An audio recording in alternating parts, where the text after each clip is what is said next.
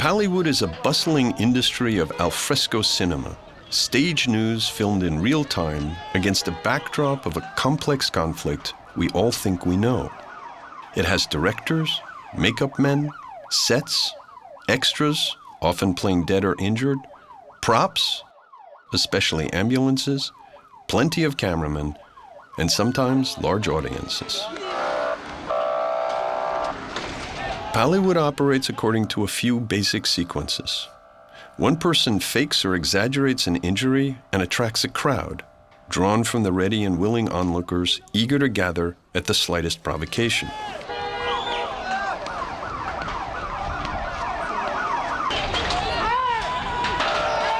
Someone waves or whistles, and an ambulance appears as if on cue.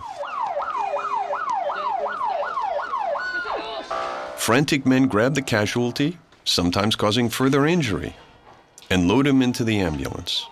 The hallmarks of Pallywood are casualties that look more like football players acting for the referee than real injuries, ever-ready ambulances, and rough evacuations that would cripple or kill a truly wounded victim. Why so rough? Those evacuating the wounded seem to be in a panic. But why? Presumably, they're under Israeli fire. They certainly act as if they are. But if that were the case, wouldn't they carry the injured away from the Israeli post? Here a group of youths runs with an apparently injured boy away from the Israelis.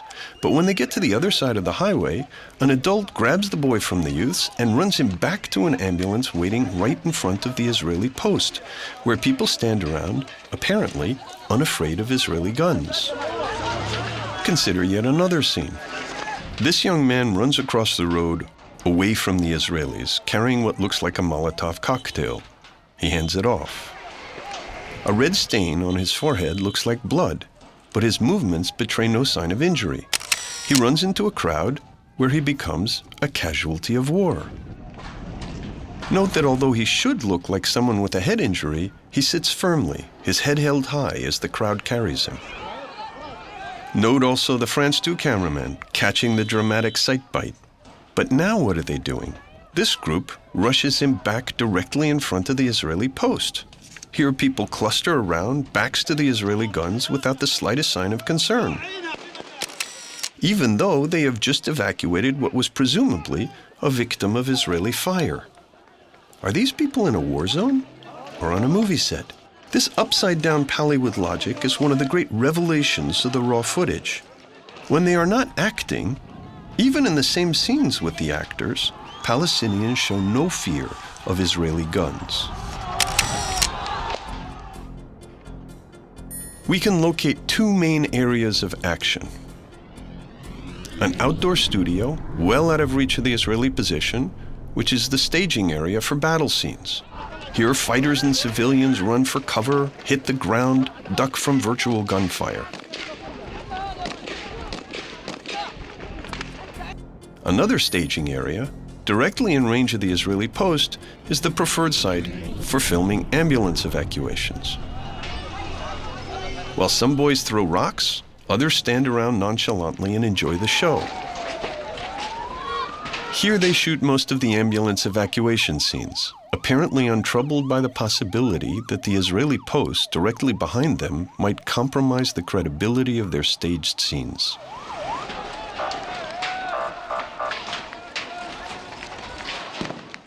Cars, taxis, and trucks pass through the intersection.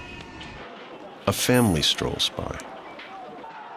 Cameramen and assistants stand with their backs to the Israelis as an ambulance goes by. Our hot-headed actors seem to be reacting to stage directions, not to reality. What is the reality? It's sometimes difficult to separate truth from fiction.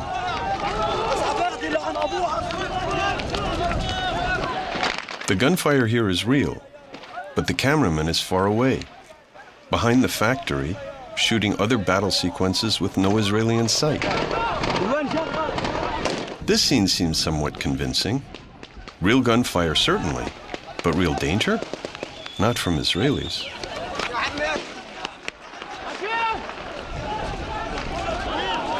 The cameraman is now moving north, away from the junction, the factory behind him.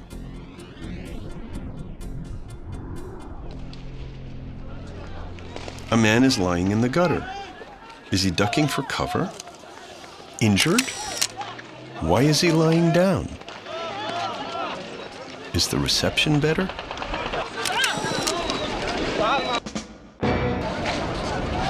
Sometimes the set needs to be cleared of an audience before the scene can be shot. Palywod elicits applause and smiles of satisfaction for a good performance.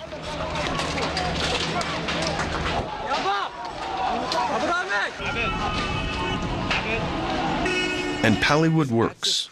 International news media extract a few convincing instances of these stage scenes and present them as news. In this one tiny area, which Palestinians now call the Martyrs' Junction, more than 30 were killed and hundreds... Not even the Palestinians claimed anything like that figure at the time. Here the New York Times, October 1st, 2000, reports 3 dead the day before at Netzarim. As we shall see, 2 of those turned out to be unsubstantiated. Palywod, it seems, has the power not only to convince and influence an unsuspecting public, but also to enlist the best journalists, perhaps out of naivete, in its casualty production and inflation. More than 30 were killed and hundreds were wounded. In modern warfare, one picture can be worth 1,000 weapons. And that's what Palywod is all about.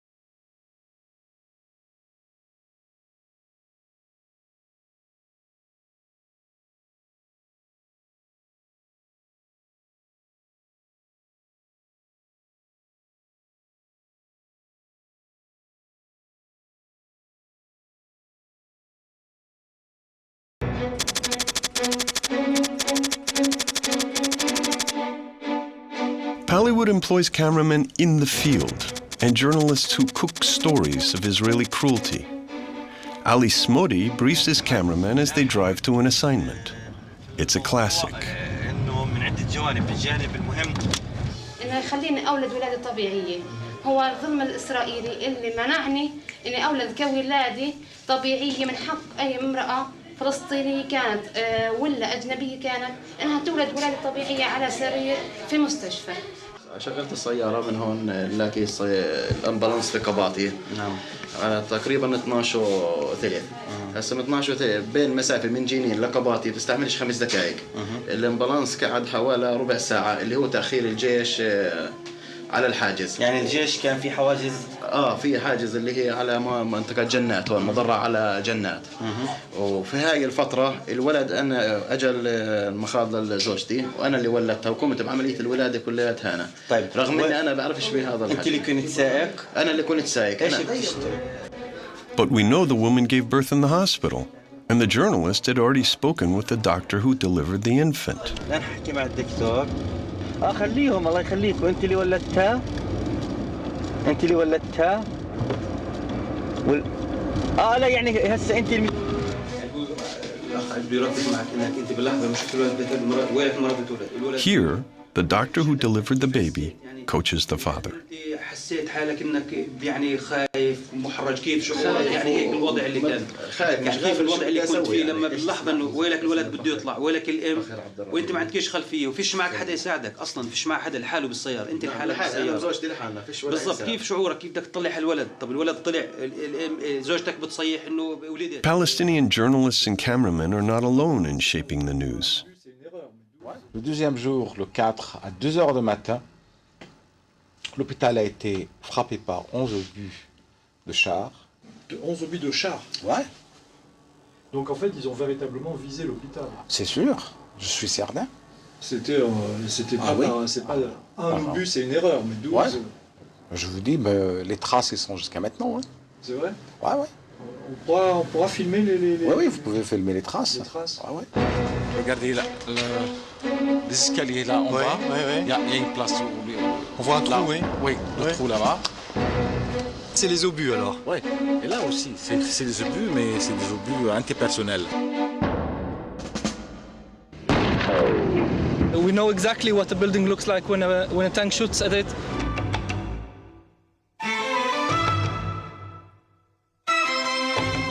Pallywood Productions affirmed the repeated claims of Palestinian spokesmen. The soldiers of the occupation army constantly, deliberately, maliciously make life miserable for their innocent victims. Ils ne voulaient pas que les gens reçoivent le traitement nécessaire et adéquat.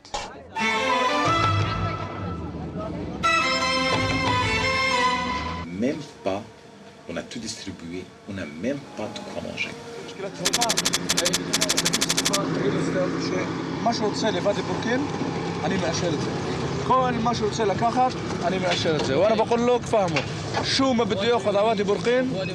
Pallywood is a public secret on its home ground. The audience enjoys the staged show here right in front of the Israeli position.